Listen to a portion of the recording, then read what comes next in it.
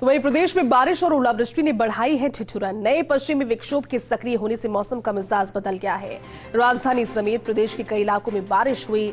जालोर के बागुड़ा में तेज बारिश के साथ ओलावृष्टि, तो पाली, सिरोही, जोधपुर, बाड़मेर सहित कई जिलों में बारिश।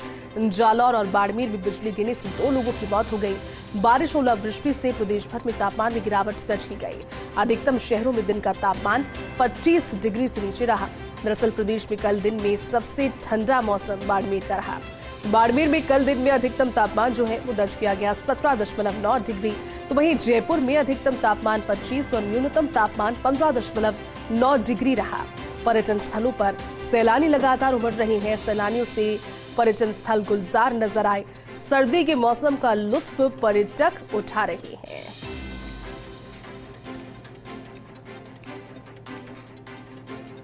तो सैलानियों से गुलजार हुए हैं पर्यटन स्थल। भले ही प्रदेश के अलग अलग शहरों की बात की जाए, जयपुर, जोधपुर, उदयपुर, माउंट आबू, ये वो खास जो फहरिस्त होती है पर्यटकों की पसंद होती है, ये वो शहर। इसके अलावा भी कई ऐसी जगह है जहां पर पर्यटक लगातार पहुंच रहे हैं, क्योंकि बारिश और ओलावृष्टि ने अचानक से मौसम में ठिठुरन बढ़ाई।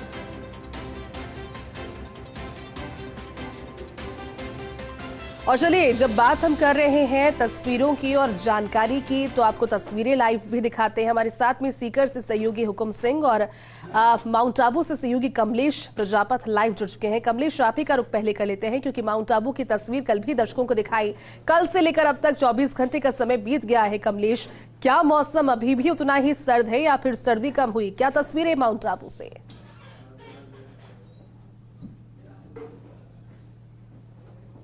देखिए जयती, जहां पश्चिमी विक्षोभ के बाद जो माउंट आबू की वादियों में बारिश का दौर था, तो हालांकि बारिश कल देर शाम को थमी है। उसके बाद जो सर्दी का असर है वो अपना तीखे तेवर यहां पर दिखाती हुई नजर आ रही है। सुंदर नजारे से शुरुआत करते हैं। देखिए, इस वक्त जयती मैं हूं माउंट आबू की ऐतिहासिक नक्की झील पर, और नक्की झील पर आप देख सकते हैं नक्की झील की जो रेलिंग लगी हुई है उस पर जो ओस की बूंदे हैं वो यहाँ पर नजर आ रही हैं। तो कह सकते हैं कि सर्दी का जो प्रकोप है वो लगातार जारी है। और आप देखिए झील के अंदर जो हल्की जो भाप उठ रही है उससे अंदाजा लगाया जा सकता है कि टेम्परेचर में कितना वेरिएशन यहाँ पर नजर आ रहा है। और ये जो ऐतिहासिक नक्की झील है इसके अंदर आप देखिए जो बतख है वो यहाँ पर सर्दी के बीच भी अपनी मस्ती में यहाँ पर तैरती हुई नजर आ रही है। तो कह सकते हैं कि माउंट आबू के अंदर जो मौसम बदला है, मौसम बदलने के बाद जो तमाम शहर के जो इलाके हैं उन इलाकों में सर्दी का असर यहाँ पर देखने को मिल रहा है। सुबह जो चाय की थड़ी है, आप देखिए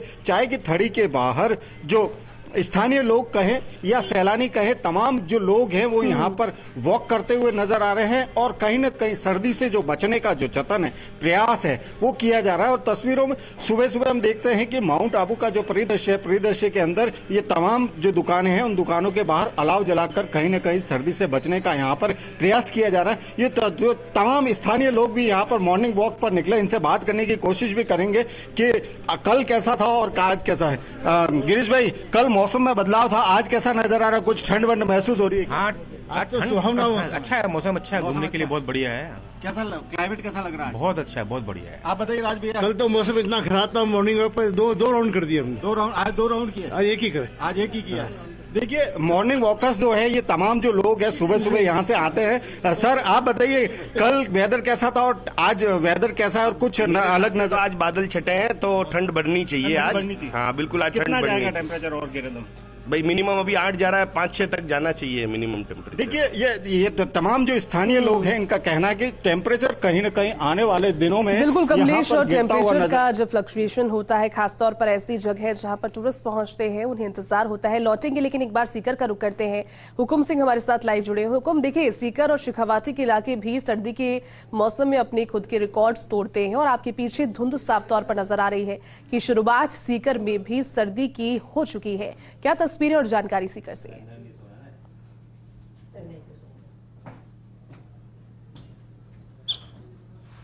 बिल्कुल जयती, मेरे पीछे धुंध दिखाई दे रही है। इस समय सर्दी का सबसे पहला वो दिन है जब कोहरा काफी ये कह सकते परवान पर है। और हमारे पश्चिम विक्षोभ के बाद में कल पूरे दिन भर बूंदाबांदी रही। दातारामगढ़ में बहुत तेज बारिश भी देखी गई है। सीकर जिले के साथ साथ में पूरे शेखावाटी संभाग में बूंदाबांदी का दौर रहा। और इस समय वो कोहरा आप देख पा रहे हैं जिस कोहरे की दृश्यता ये कह सकते हैं कि काफी कम है, और इस दृष्टि से अनुमान लगा सकते हैं कि जो गाड़ी और साधन है वो काफी धीरे चलाई, सड़कों पे धीरे चल रहे हैं। और सर्दी भी टेम्परेचर है वो लगभग 9 डिग्री के आसपास टेम्परेचर है, और अगले लगभग 5 दिनों तक ऐसा ही दृश्य देखने को मिलेगा, ये कहना है यहाँ के मौसम वैज्ञानिकों का। और अगले जो बादल की आवाजाही है वो भी काफी देखी जा रही है, तो ये मान सकते हैं कि जो पश्चिम विक्षोभ के बाद में जो सर्दी का मौसम और कुल मिलाकर ये कह सकते हैं जो कोहरा है वो अगले 3-4 दिनों तक देखा जा सकता है, ऐसा अनुमान किया जा रहा है। बिल्कुल गुम और डेंस कोहरा नजर भी आ रहा है। एक बार फिर से रुक करते हैं माउंट आबू का कमलेश, क्योंकि माउंट आबू का जब जिक्र होता है और कल प्रशासनिक व्यवस्थाएं भी आपने बनाई, अभी लोगों से बात भी आप कर रहे हैं, लेकिन बेहद खूबसूरत मौसम साफ तौर पर नजर आ रहा है। और ऐसे में माउंट आबू में पर्यटन को भी इस बार पर्यटन सीजन को बहुत उम्मीद है इस सर्दी के मौसम से।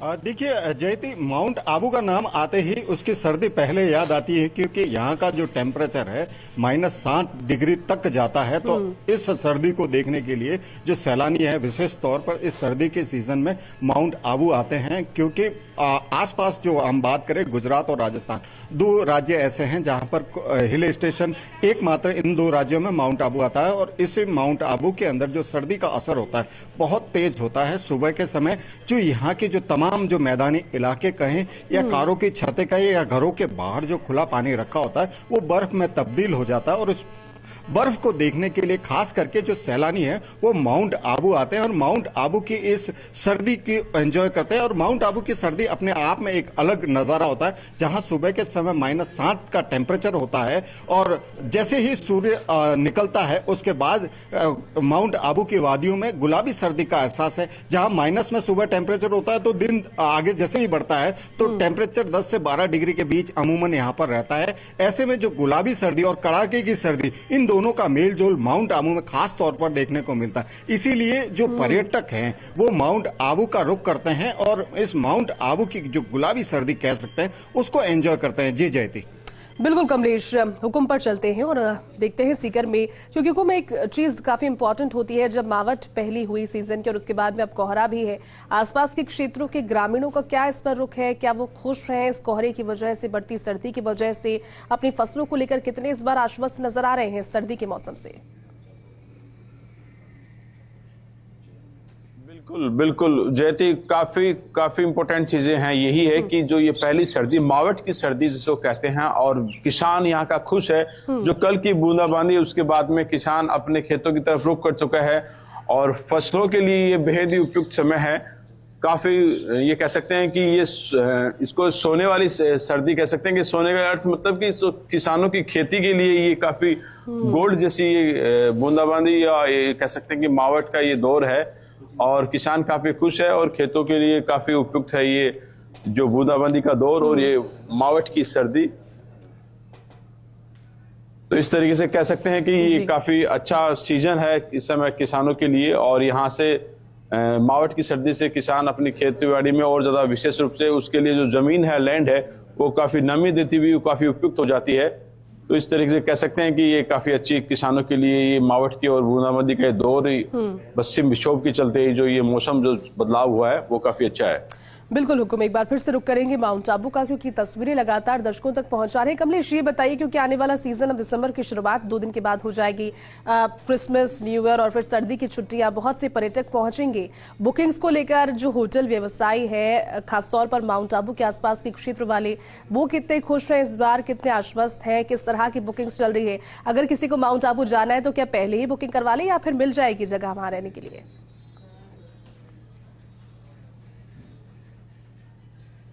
देखिए जयती, पर्यटन के लिहाज से माउंट आबू महत्वपूर्ण है और माउंट आबू के अंदर जो है आने वाले जो दिन है, दिसंबर का जो महीना है, इसमें क्रिसमस है और 31 है, 2 ऐसे इवेंट है जिनको लेकर के माउंट आबू के जो होटल व्यवसायी है काफी उत्साहित नजर आ रहे हैं। क्योंकि पिछला जो कोरोना काल था उसके बाद पर्यटन में जो बूम आया है उसके बाद जो यहाँ के जो व्यवसायी है उनमें कहीं ना कहीं उत्साह नजर आ रहा है। और जो ये दो खास तिथि है 25 क्रिसमस की और न्यू ईयर की, इन की लेकर के जो बुकिंग का दौर है वो शुरू हो चुका है। क्योंकि माउंट आबू में इन 2 दिनों के अंदर जो टूरिस्ट है और वीकेंड के जो दिन होते हैं उन दिनों में टूरिस्ट की काफी अच्छी संख्या देखी जाती है। इसलिए जो आने वाला जो पर्यटक है प्री बुकिंग करा पर यहाँ पर आता है, तो ऐसे में कहा जा सकता है कि आने वाला जो दिसंबर है महीना है उसको लेकर के जो स्थानीय व्यापारी है या कहीं स्थानीय होटलियर्स हैं, उन्होंने तैयारियां मुकम्मल कर दी है कि आने वाले जो त्योहार हैं उनको लेकर के किस प्रकार से यहाँ के जो होटलें हैं, यहाँ के जो बाजार हैं और यहाँ के जो पर्यटन स्थल है, प्रशासन के ओर से भी तैयारियां यहाँ पर मुकम्मल की जाएगी कि 31 को कैसे यादगार बनाया जाए। उसको लेकर के भी कुछ ही दिनों के बाद मीटिंगों का दौर भी शुरू होगा और रूपरेखा पर मंथन होगा और किस प्रकार से आने वाले पर्यटक को नई चीजें यहाँ पर दी जाए, उसको लेकर के विचार विमर्श के साथ नई गतिविधियों को कैसे और अच्छा किया जा सकता है, इसको लेकर के तमाम जो चीजें हैं वो की जाएगी। तो कह सकते हैं कि आने वाले पर्यटक को महत्वपूर्ण जो वीकेंड है और जो क्रिसमस और 31 इनको प्री बुकिंग करवा के ही आना चाहिए ताकि उन्हें सहूलियत मिल सके और जो भारी भीड़ होती है उसके बीच में परेशानी का सामना न करना पड़े। बिल्कुल कमलेश टीकर का एक बार फिर से रुक करते हैं। हुक्म ये बताइए, क्योंकि आप जैसे जैसे मौसम में ज्यादा ठंडक घुलेगी और कोहरा ज्यादा बढ़ेगा, अच्छा मौसम है, ठिठुरन लोगों को होती है, खाने पीने का मौसम है, लेकिन एक परेशानी उन लोगों के लिए हो जाती है जो कि ट्रैवल करते हैं। सुबह सुबह या फिर देर शाम तक जब कोहरा डेंस हो जाता है तो ट्रैवलिंग करने वालों को, दोपहिया वाहन चालकों को बहुत परेशानी होती है और हादसे भी होते हैं। इसको लेकर के खास एहतियात बरतने की जरूरत है। अगर शुरू से ही कोशिश की जाए ऐसे समय पर ना निकले, इसे टाल कर निकले, तो फिर फिलहाल कोहरे को लेकर के कोई अपडेट, कोई प्रशासनिक गाइडलाइन आई है?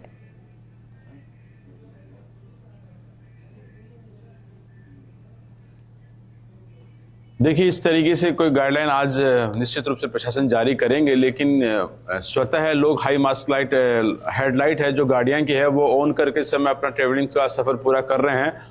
क्योंकि आप देख सकते हैं NH8 है, ये यहाँ से गंगानगर, बीकानेर और दिल्ली के भी मार्ग झुंझुनू देकर जाते हैं, सीकर से कोटपुतली देकर जाते हैं, नीमकाथाम देकर जाते हैं, तो काफी ट्रैफिक रहता है। और जब पहला कोहरा होता है तो ऐसे बड़े केसेस भी आते हैं, हमेशा हर वर्ष आते हैं, लेकिन हम ऐसी शुभकामनाएं करेंगे कि सब बड़े सावधानी से चलें, कोई बड़ा हादसा नहीं हो। ये सिर्फ और सिर्फ अभी ये कह सकते हैं कि तमाम वो ड्राइवर जो गाड़ी ऑन रोड रहेंगे वो लोग सावधानी रखें, ऐसी फर्स्ट इंडिया अपील करता है। और निश्चित रूप से प्रशासन भी आज इस तरीके से कोई गाइडलाइन जारी करेंगे। बिल्कुल हुकुम, चलिए बहुत बहुत शुक्रिया आप दोनों का। कमलेश, आपका भी शुक्रिया हमारे साथ जुड़ने के लिए, तस्वीरें साझा करने के लिए, जानकारी बताने के लिए।